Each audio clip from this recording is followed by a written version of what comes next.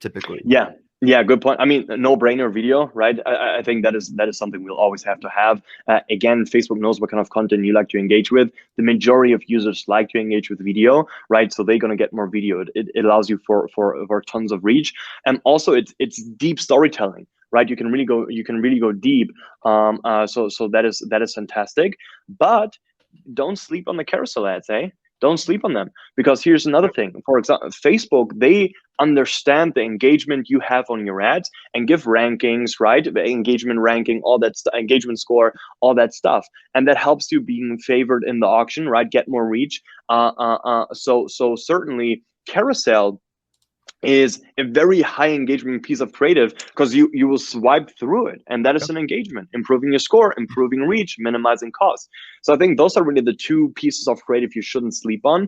Another cool thing is with carousel, you can leverage image. If the user's on the mobile phone on the way to work, bad internet connection, they might get more of image creatives because it load faster, Yep. and then a carousel ad is also very attractive. So I think those two, they really take it. And if you're in the e-commerce space and you sell a product that is visual, the fashion, jewelry, whatever, like everything where just the pure look of the product sells, art, right?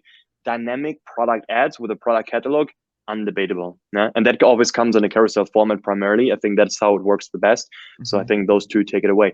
Video, sure, unless you have like an info product or stuff like that, keep it short as well, right? I think that is also Yeah. common knowledge. And the first 3 seconds, please don't sleep on them, Yeah. right?